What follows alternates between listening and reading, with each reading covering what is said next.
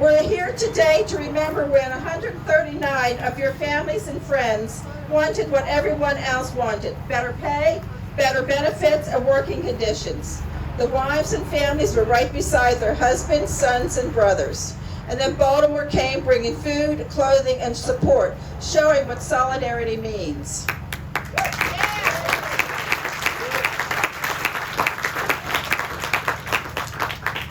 This process started 7 years ago at Jim Bestpitch's funeral, when Saul Snyderman approached me about getting a roadside marker to put up to commemorate this struggle. Then a few years later, I met Lynn Shendell, who took it from there. So this is a long process. You all,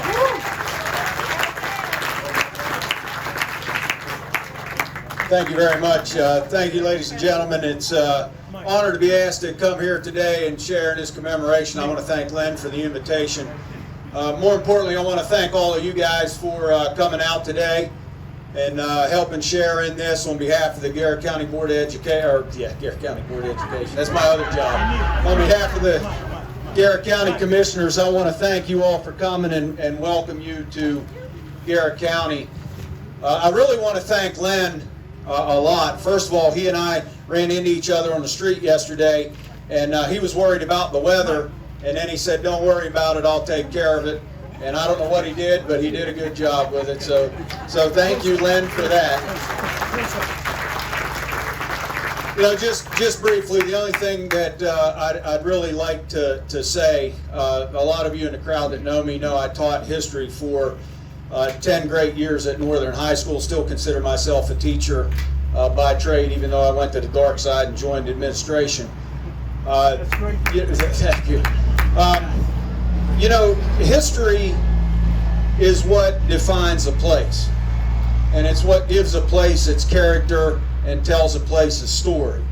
And it's the good history, it's the bad history, it's the neutral history, and all too often people think of history as boring and they overlook it. We let it slip away. I don't think we cherish it enough as we should. And I really appreciate Len taking this piece of Garrett County history and really making it his own and doing something with it to commemorate it for future generations, because I've been born and raised here. This happened before I was born. I knew it happened. I had heard bits and pieces of it, understood very little about it, didn't know a lot of detail about it. And that's a shame for a history teacher in Garrett County to have a history right here in our own county and not understand that. This was the longest public worker strike in the history of the United States, and it happened right here in little old Garrett County. And for us to not tell that story or commemorate that story, shame on us. So I really do appreciate what Len's been able to do. I appreciate everyone in the crowd that had something to do with making today possible and the marker, and certainly appreciate those people that lived it. And you know, for them, if you think about it, when this was going on, this wasn't a, you know, they never thought while it was happening it was going to be something we'd be commemorating, you know, 40, 50 years later. It was just life for them, and they were trying to make it better for them and their community. And now 50 years later, we can look back and see the significance of that. So I think that's special. I think it is something that we should honor and cherish, and for that I thank Len, everyone else that had something to do with this, and all of you for coming out today. So thank you very much.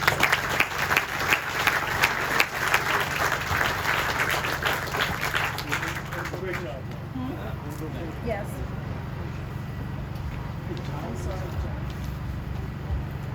Reverend Ann.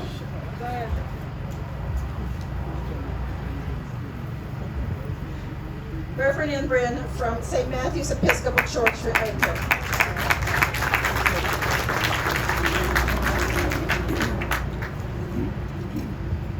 Good morning to you all.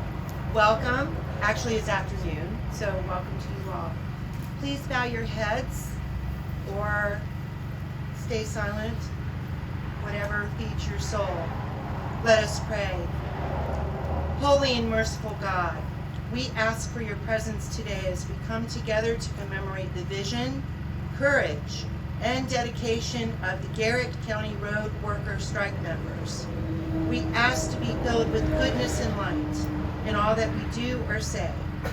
May their determination for justice remind us to carry on in their honor and to work for all that is right in our own time and place. Fill us with courage to respect the dignity of all of creation and to make a difference. Amen. Amen.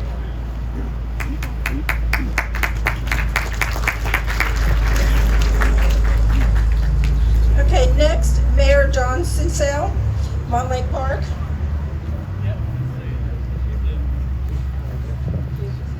Thank you.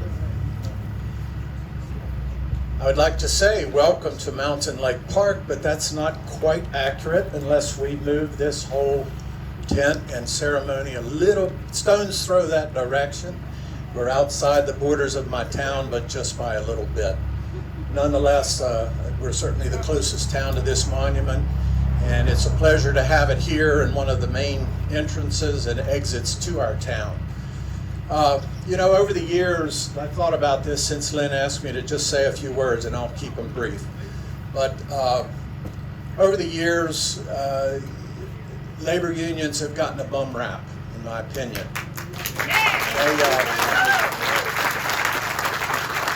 And the reason, part of the reason for that is people don't know the history. They don't understand. They don't understand that the real bad guys many, many decades ago were company owners, CEOs, the people who were hiring our workers, who were working in deplorable conditions much of the time, unsafe conditions, and for incredibly low pay. And you know, if you didn't like it, then you would just be kicked out, and you were barely making enough to feed your family as it was. So that was the good guys who organized and came together and made things right for so many of Americans. And I looked at just a little bit of the history, and I do remember this, sad to say. I'm a little older than Paul. But one of the things that struck me when I read a little bit of info about it, two things. Number one, those who decided to strike, the roads workers here, do you know that they really thought they could and would do it early in the year, but they had such a commitment to keeping the roads clear in Garrett County for their neighbors. It was a lot of snow that winter, and they just couldn't in good conscience walk off the job and leave people stranded and in danger. And I think that says a lot about their character. And the second thing, I again looked at the dates, and in 1970 I had just graduated high school, and I was headed to college, and I took a summer job, a construction job, with a local contractor. And I noticed that at that time those road workers were averaging a little less than $2 an hour, about $1.97 an hour. And of course I thought about that, and I said, of course money then, you know, bought more than it does now, and I did all that. But then it struck me that a kid out of high school with no training, I started my summer job at $2.25 an hour. So that really told me how underpaid these folks were. So yes, the comments about the history, it's so important that we learn the history and then preserve the history. And certainly this memorial plaque will do a lot in that regard. And I too, Lynn Schindel is one of the finest blessings to ever hit the Garrett County area. He's a mover and a shaker, and this would not have happened without him. So great to see so many people from many different walks of life and all across the state and beyond. So enjoy your day. Thank you. And now we have Lynn Schindel, who is a retired steel worker who's come up to Garrett County and has put this together. And we're here to thank him.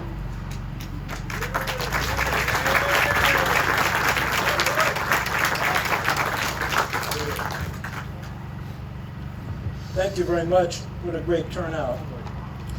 Good afternoon, friends. It's so fine to see folks from near and far, to honor the men, women, and families that were part of the Garrett Roads workers' strike of 1970. We have folks here from Baltimore and Washington, and we even have folks here from the Eastern Shore. As Jody said, over a decade ago, Saul Schneiderman from AFSCME Local 2910 in Washington, D.C. suggested a historic road marker.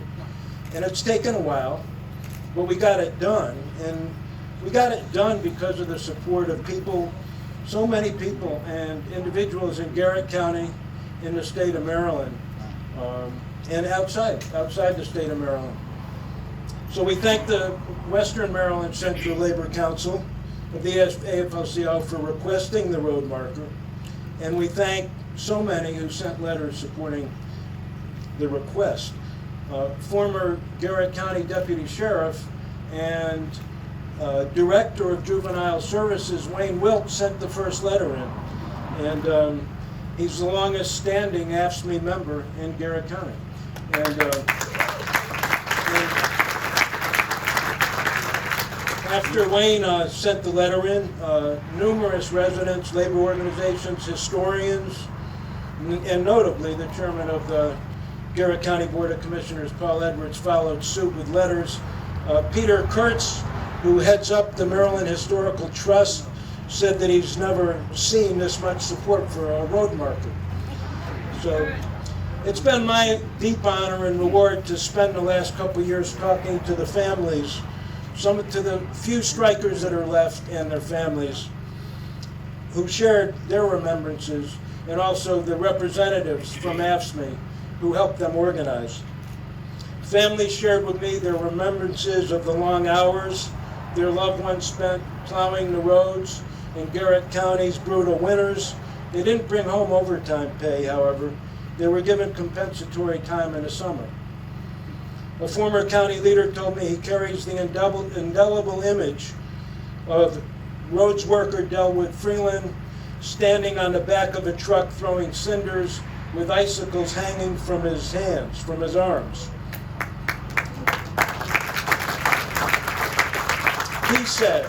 He said this was inconceivable since there was equipment available to spread the cinders. Strikers' sons and daughters talked about how their fathers were sent home so often in rainy weather that they thought their fathers were on vacation. In 1970, road workers' pay was so low that many of their families qualified for food stamps. And it was this chain of indignities, this lack of respect, that led workers to vote to affiliate the Garrett County Roads Employees Association, formed in 1956 with AFSCME.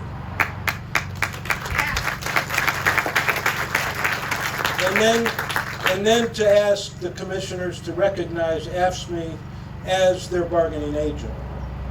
These were men like Calvin Leo Rinker, who may have been a professional baseball player, but enlisted in the armed forces and was wounded fighting for democracy in the Battle of the Bulge.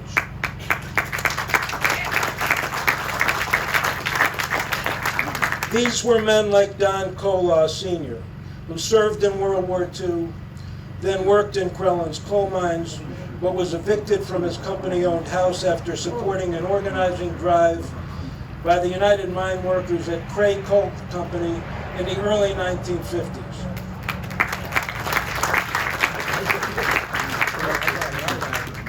Maybe the commissioners thought they could keep workers in the different garages in Oakland, in Accident, in Grantsville, and at the Sang Run Quarry divided. Or divide the men from their wives. Or turn the community against AFSCME by race baiting some of the union's leaders or labeling them as dangerous radicals. Their plans imploded. Workers in the garages simply refused to be divided. They met with strikers from other garages and communities, forming relationships, talking strategy for winning the strike. And as for the wives, Garrett County women were absolutely fearless. They rallied.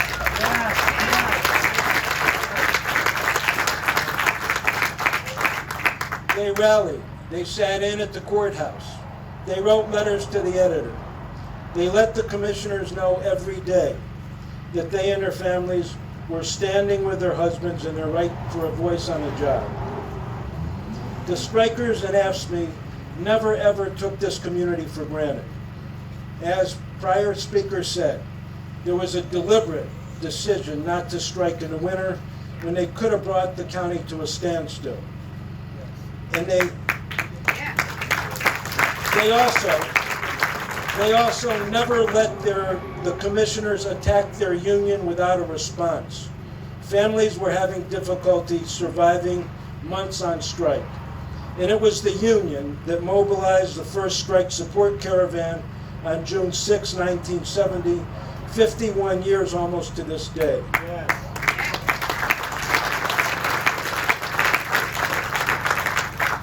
Men and women, young and old, black and white, gathered in Baltimore with food and clothing. They traveled to Hagerstown and Cumberland, picking up more cars and supplies, and by the time they got to the Armory in Oakland, there were 200 cars.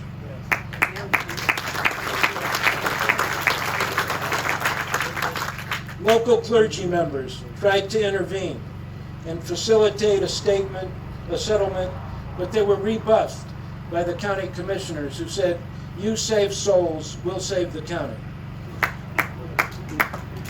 Local 1834 members and their families mobilized politically. They campaigned for candidates in the 1970 commissioner election who promised to settle the strike. And on election day, new leadership was elected. And the strike was settled in a matter of days.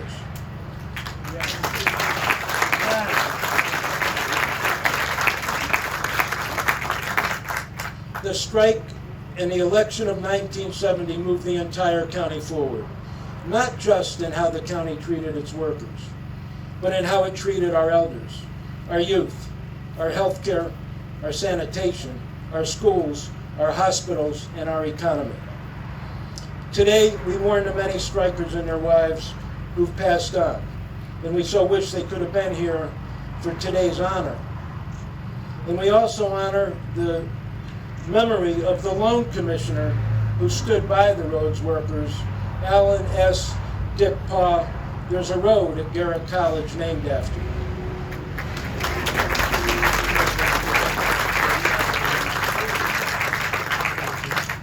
It's on a sad note that I report that Ray Metz, who organized the first highway local in the state of Maryland in LaVale, and then came up to Garrett County and volunteered his time on the weekends to help organize the roads workers, is now hospitalized. So from this day forward, let's never ride another road or cross another of the fine bridges built by the Garrett County roads workers without thinking about the courage and commitment of those who came before.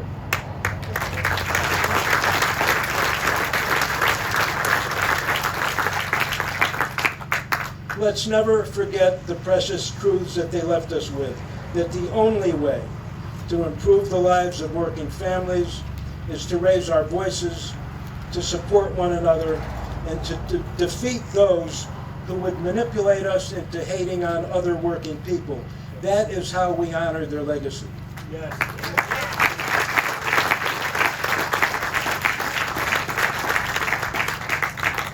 Next year is Garrett County's sesquicentennial celebration, 150 years since the county was established, and it's because of your work, because of your family's struggle, that next year the Garrett County roads workers will be honored and remembered for what they did, Yes. for who they were, Yes. and for the lessons and inspiration that they left behind. Yes.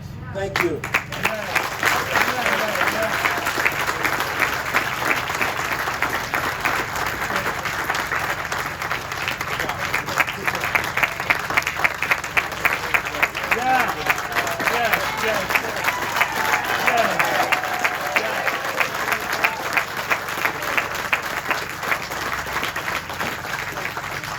And now it's my honor to introduce Tom Holler, a retired Garrett County roads worker and the son of Lyden Holler, one of the road strikers.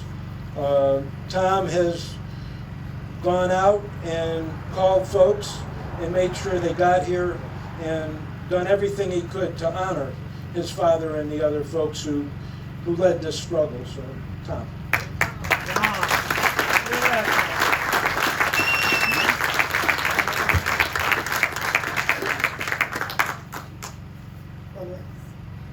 Tell everybody that we're glad to see you all here, and we really need to thank Glenn. Man has really been out of his way to bring this here together. Yes. I have to learn. Okay, so we have a lot to thank for him of putting this thing together along with our union and things out of Baltimore. But that's just one of the ones that have supported the road worker strike and stood beside of them and walked the picket line with them. Even though I was not an employee with them, I was supporting my dad and the ones in the church. Yes. And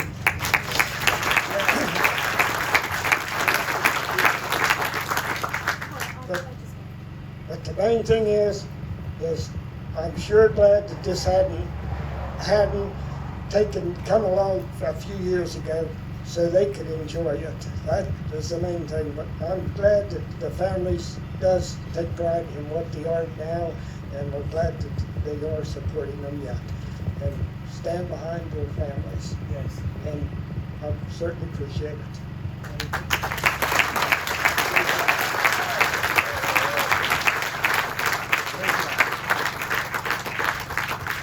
Thank you. And now I'd just like to recognize a few people who are great and good to us. Mayor Rob Record. Rob, he's a union man also. He represents the Regional Council of United Brotherhood of Carpenters and Joiners and the Council Representative of Eastern Atlantic States. And I'd like to also recognize Carol Braun, who is now the union rep for this union. Hey, Carol. Hey, Carol. Hey, Carol. And I don't know if he made it yet or not, Evan West from UNISERV, Garrett, Allegheny Garrett County Teachers.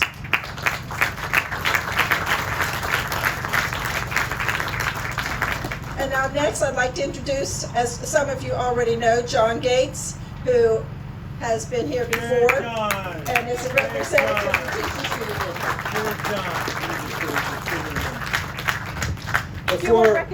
Before my friend John, a few more acknowledgments. Greg Harvey, President of United Steelworkers Local 676 of the former Verso Paper Mill. Bill Miller, President of AFSCME Local 1834. Steve Bennett, Vice President of AFSCME Local 1834. Herbie Rounds, Junior DeWitt, Lynn Elmlinger, retired President, Garrett County Teachers Association. Mike Bello, retired President, Communications Workers 2107 in Annapolis. Jim Hunter, retired Director of the Utility Department of the International Brotherhood of Electrical Workers in Washington, D.C. George Kuntz, President of Local 307, International Brotherhood of Electrical Workers, and President of the AFSCME of Western Maryland. Patrick Hunt, retired researcher, communications workers of America in Washington, D.C., and a 2020 Garrett County presidential elector. Are there any other Western Maryland leaders here other than our esteemed Donna Edwards? Yes. Thank you, John.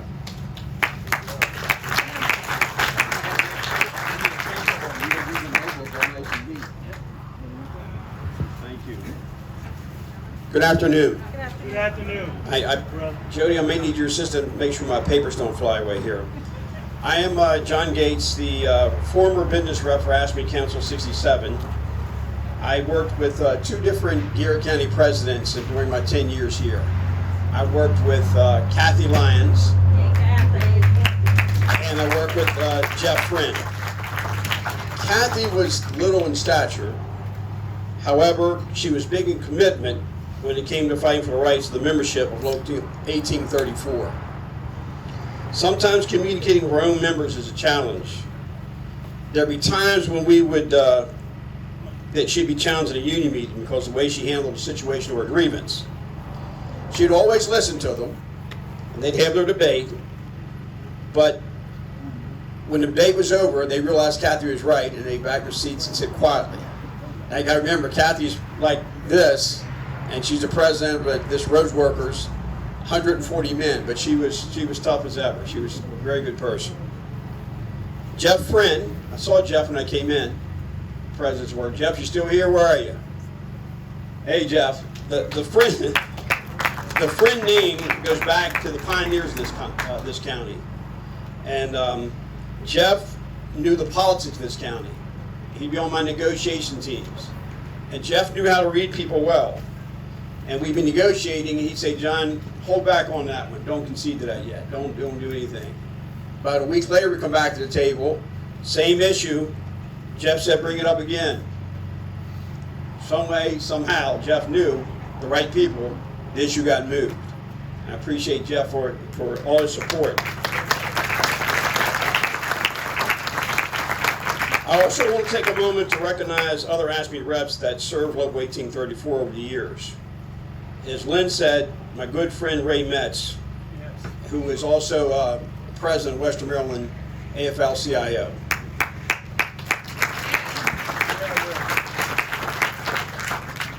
Ray was a giant in the labor movement, and I recently visited him in the hospital. And we talked about labor issues over the years. And he brought up today's event. And he said, "John, I don't think he'll be able to attend this event. Please let Lynn know that I think he did one hell of a job with the recognition of the Garrett County Roads Department." And I'd like to echo those sentiments as well. The time, the effort, the dedication, and research you put in this project is absolutely astounding. Your efforts with getting this historical marker will ensure Local 1834 road workers strike will never be forgotten. We owe you a world of gratitude. Thank you, Lynn. I also would like to bring your attention to the union reps who were assigned to this county over the years. Tom Kelleher, one of my early mentors, affectionately known as TK, he was assigned here. One of my dearest friends who's passed away, Hal Fox, who brought me on, was the union serve director of 1834. And Jim Bestpitch, and the current rep, Carol Brown. These men served Local 1834 of dedication and pride. TK and Hal were assigned to Local 1834 Garrett County Roads by the great union leader Ernest Crowfoot. His name remains a legend with Maryland labor and politics. And I'd be remiss if I didn't reference the assistant director at that time for Ernie, which was Mr. Ray Clark. Ray Clark was a big man in stature. He was a big guy. He was also big and influential in Maryland politics, especially Baltimore City.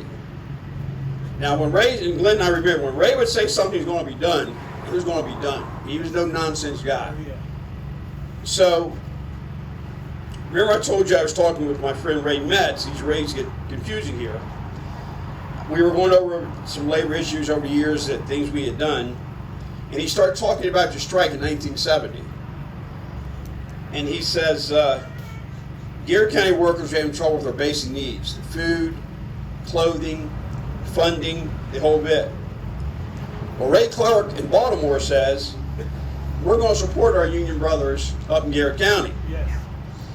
So Ray Clark organizes 3 busloads of people drove out of Baltimore City into Garrett County. Ray's telling me the story. You know, to help with food, funds, anything they may need.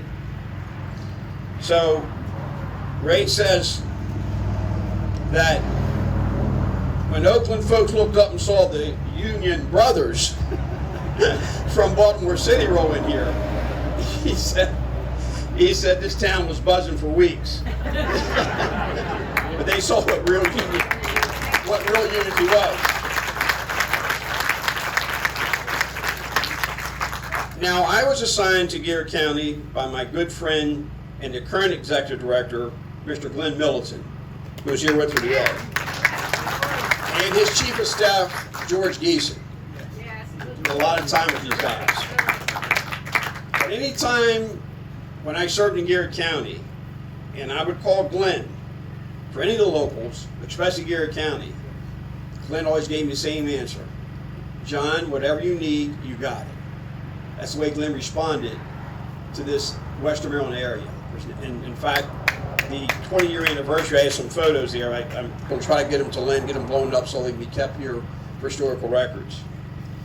Glenn used to say, when you negotiate for your locals, we'd be in staff meetings, say, you negotiate for your locals, you go in and negotiate the best you can for them. It's working people, they work hard. Negotiate the best you can. But he said, when you get to Garrett County, he says, Garrett County is not only important to the state of Maryland, it's important to unions across the country. Do your very best. So on the 20th year anniversary of the strike, I told Glenn, Kathy, and Jeff remembers, we'd be excited. You should be up here with me, brother. Come on up. I say, you'd be excited. We're trying to bring Jerry McEntee in. Now, Glenn's not a guy either shy. When Glenn goes after something, he goes after it. So their staff was pushing back on Glenn about the time we gave them, this time he was off, and if he could make it here or not. So I get a call the night we're going to have the thing, and Glenn says, John, I said, what? He said, it's done. I said, what's done?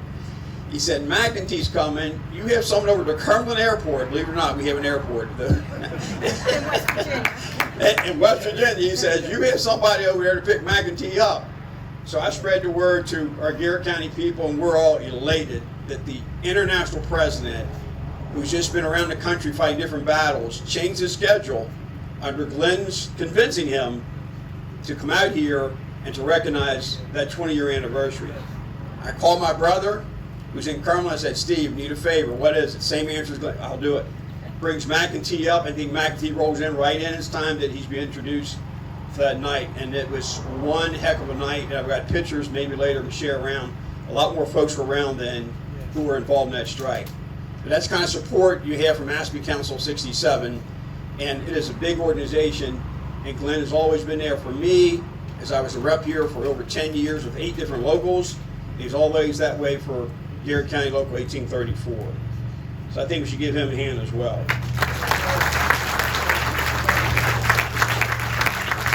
You're almost done. You're still getting my papers in order.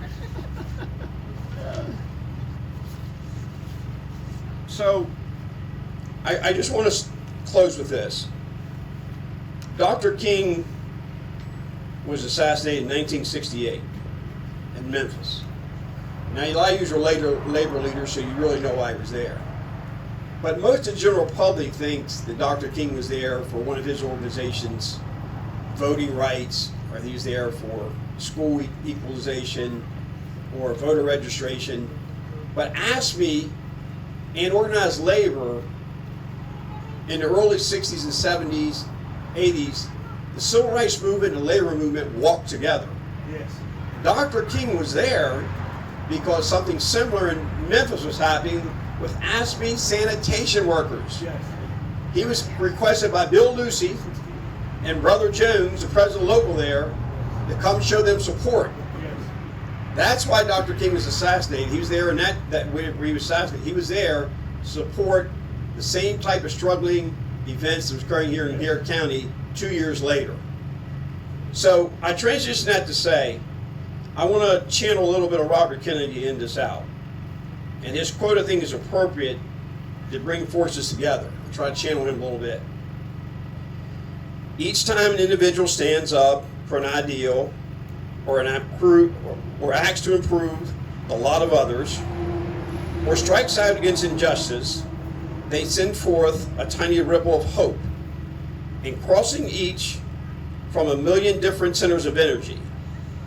And daring those ripples build a current that can sweep down the mightiest walls of oppression and resistance.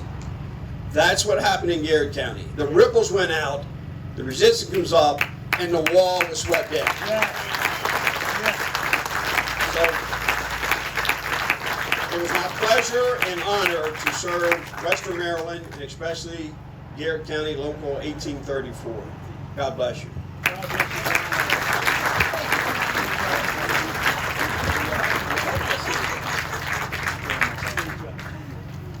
Thank you, John. Next, we have Miss Donna Edwards, who is a Western Maryland gal, who is the president of the Maryland, D.C. AFL-CIO.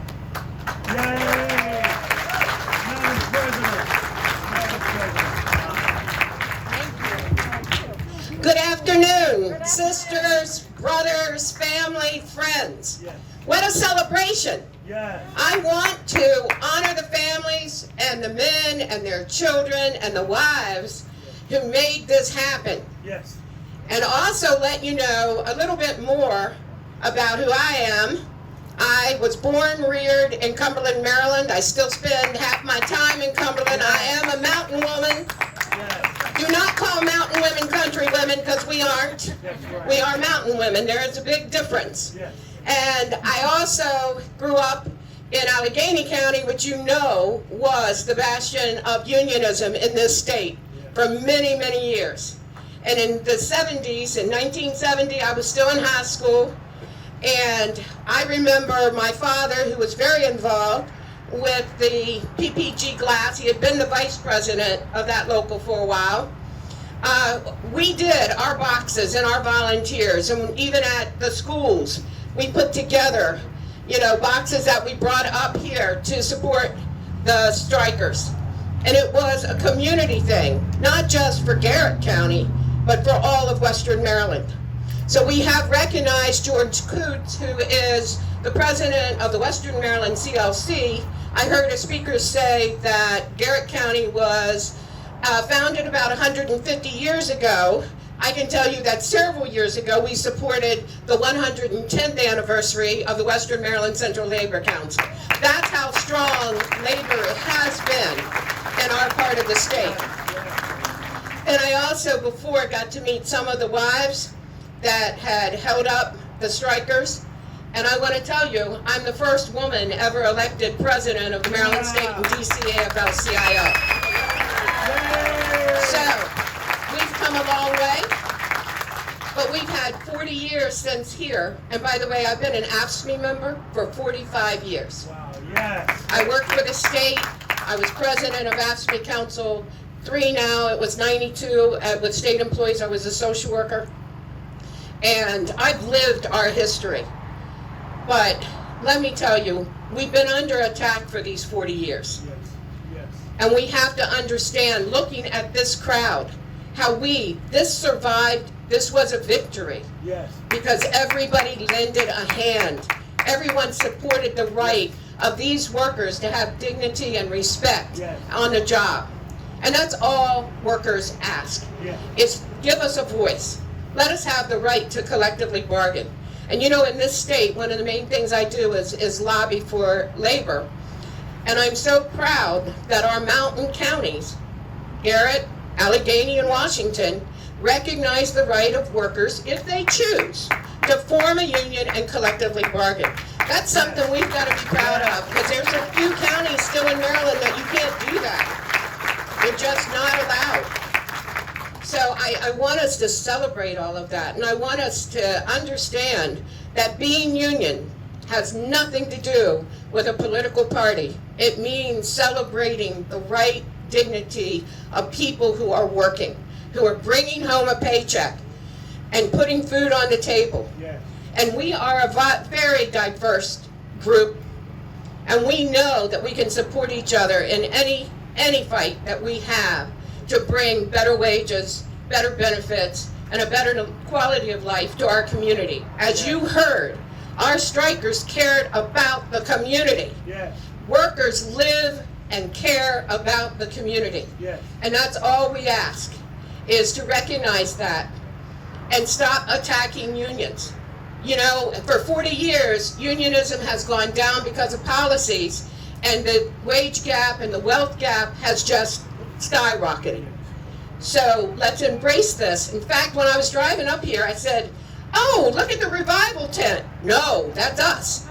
So let's use this as we would if we were celebrating anything else, and rededicate ourselves to supporting each other as workers, as people who are just trying to do the best that they can for their families and their community, and doing it through a collective bargaining and an organized labor way. We are the family, not policymakers, not elected officials. We, workers together, we're our family. We are our family, and our differences, everybody has them. But we are strong together, we are powerful together, and we have a lot more to do in our country and in our communities and around our dinner tables to bring us back together and move us forward, because that's what we do.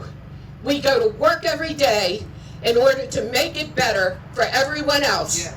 And I love you, it's wonderful, but use this day as a celebration and an honor. Yes. And remember it, because history, if it's not remembered, not taught, yes, it's forgotten. Yes.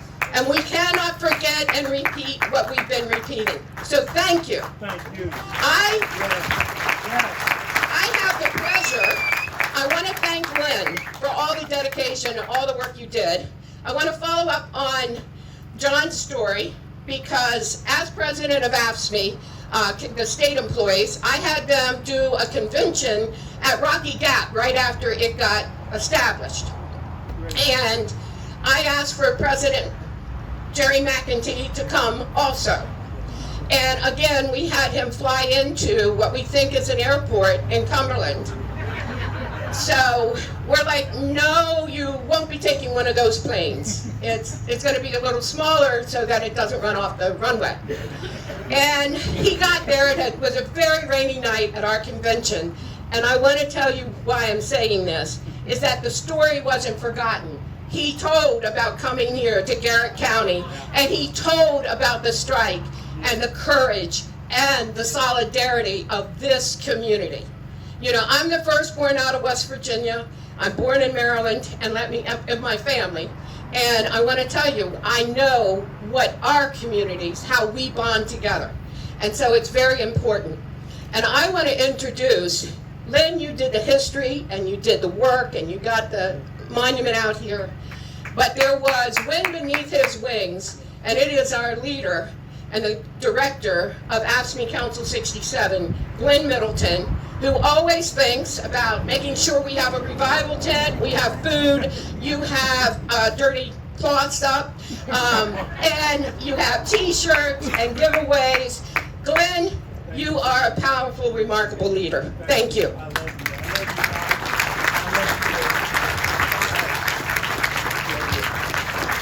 We all love you, Donna. Oh, thank you. President for life of the Maryland State and DC AFSCME. I just want to first of all begin by saying we've always called this God's country, and today it truly is God's country. It's a great celebration. We're proud of all of you. We want to thank all of you. We want to thank your families. We want to thank the workers here that made the difference in the lives of all of you, but also this area that we call God's country made a big difference. Then I want to say a few words, then I just want to mention a few people here, and then I'll leave and come out and celebrate with you. But I want to begin by first of all saying, it's great to be here. We always love, right, George, to come up to God's country. We love it. But also I want to say, we thank you all for taking your time to come here today. Because you could have been doing a lot of other great things. That's probably Lynn too. Same thing for Lynn, we thank you. But I want to say that this celebration is incredible and awesome, and we thank you for this. And think about 51 years ago. People who believed in the principles of unionism so strongly that they risked their jobs. They risked their livelihood. They risked their personal safety and the welfare of their families to send a strong, strong message to management that they would not be ignored. This was about the respect for the working men and women here in God's country, who told every day and and day without any recognition for the jobs they were doing. This was about fairness and doing the right thing. As we in the unions always say, they never wavered. They stood together. They supported each other. And their families stood firm behind them, which is awesome and incredible, until they got the right to collectively bargain for the hours, wages, and working conditions they deserved. Their commitment to the belief was unshakable. Entire families got involved and helped send the message that these mountain women and men and children are not always going to go away. We are here to stay, and you were here to stay, and you're still here. Unions everywhere are better off today because of the example that you set courageously throughout this country and your commitment. And the women and men and children of Garrett County today are thankful for this. And as I get ready to close out, I just want to say I got a couple more lines just to read to you. Your story needs to be told and retold over and over again. We say thank you simply is not enough. The picture of your effort of the women and men here involved an honor to our council, Council 67, AFSCME Maryland Council 67, and our executive board members. And in the end, a few of them are here. I'm going to ask them to come up. In addition, Council 67 will sponsor a resolution before the 2022 AFSCME International Convention to recognize and officially thank you and your families and your loved ones on behalf of all 1.3 million AFSCME members. Your efforts, thank you. On behalf of our President, Lee Saunders, who's represented here by Corey Blake.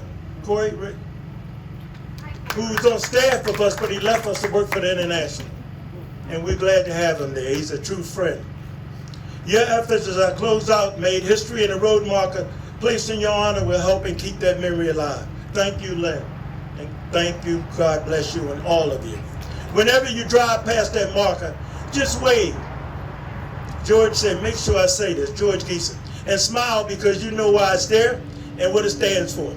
Your bravery, your courageousness, and how strong you were and your no-nonsense made the difference. And then I just want to mention a few people, if you don't mind, and then I'll close out. I want to mention, we have, and I want them to come up so you can see these representatives. The President, Bill Miller, of the Garrett County Roads. Is Bill still around? He's over in the back. There you go, Bill. Bill, come on up. Thank you, Bill. Executive Board Member Herbie Rounds, Executive Board Member Todd Glover, Chris Crabtree, Executive Board Member. Bill Gumphrey, thank you. I know you talk to me when I sit down next to you about your dad.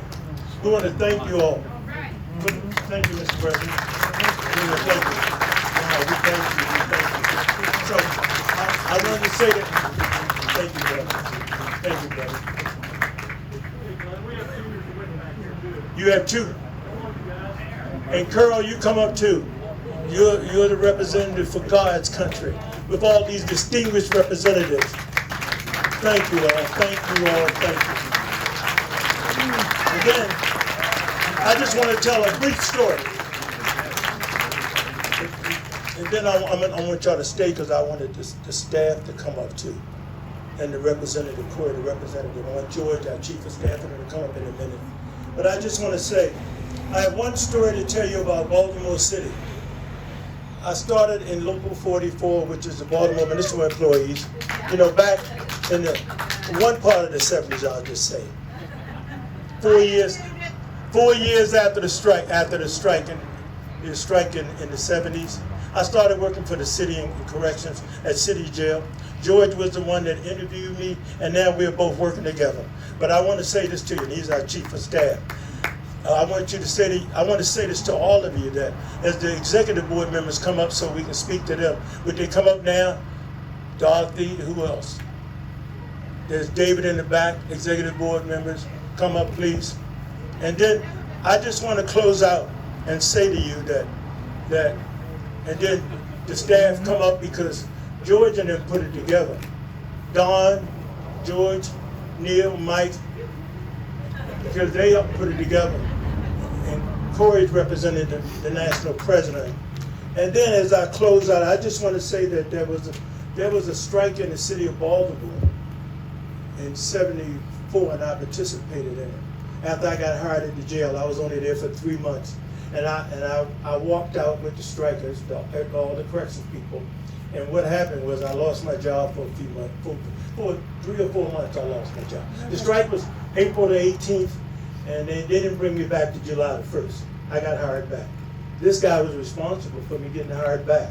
And I've been with AFSCME ever since. But I want to say to you, they fired me because I walked out the jail when all the officers walked out.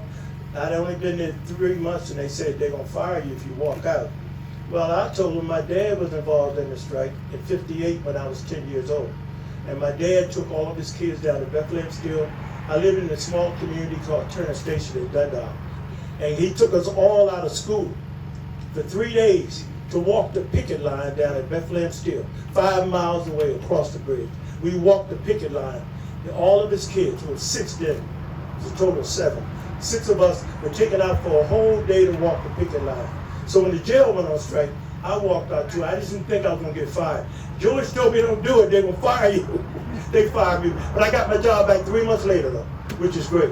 So I wanna say to each and every one of you, we wanna thank you for all that you do and your family members do, the men and women of what we call God's country. We wanna always serve you. We wanna always be your friend. We're your family. We're there with you when you don't think that we're going to be with you. We want to thank for George, because George and the staff put this together with the folks here, Lynn and them. It was their idea to do this, and I'm glad that they came up with this idea. And we will have another celebration too. And we're going to ask George to do the same thing, and Dawn and everyone else. We also have 2 of our board members that's here, that served for quite some time. You want to introduce yourself and where you from? What part of this beautiful state you're from? Western Maryland. I'm Chip Cook. I'm the Vice President of the Central Maryland Labor Council, which is Washington, Frederick County. Yes. I spent 32 years with the United Steelworkers, Yes. Local 7886 down in Frederick, and I've been 14 years with AFSCME. That's right. So I have just as much time in the union as Glenn and Donna. Yes.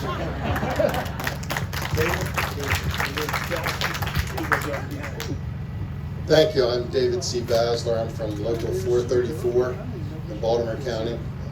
Our representative, our president, Brian Epps, asked me to be here to represent him today. Yes. And he sends his regards and the reminder that we all are family and we should all stand together. And we appreciate the roads that your folks set in the longest strike Wow. in U.S. history of public employees. And we always stand together for our family. Thank you, John.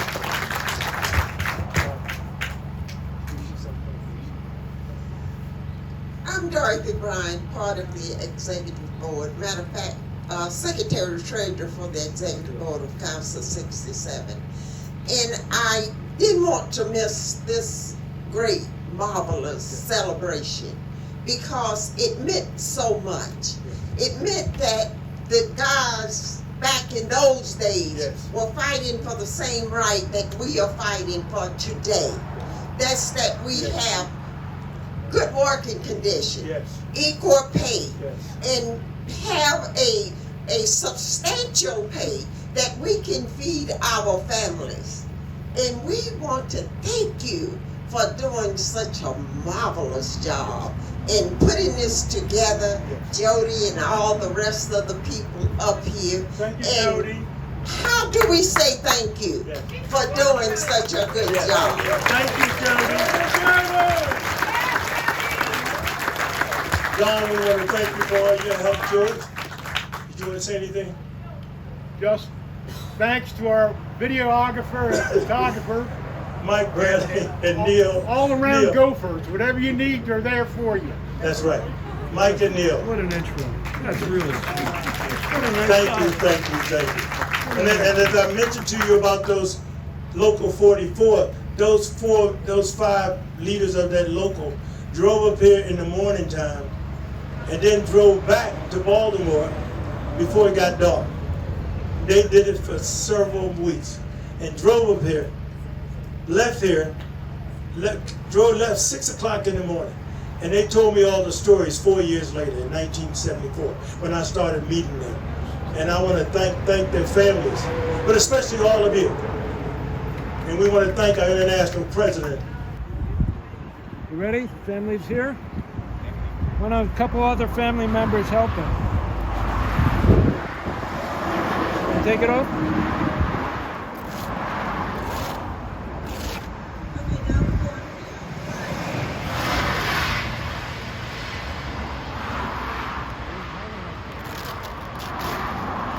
It should come off.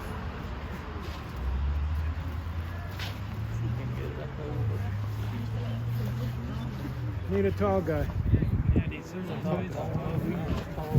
There you go. I just didn't want to jump in. There you go.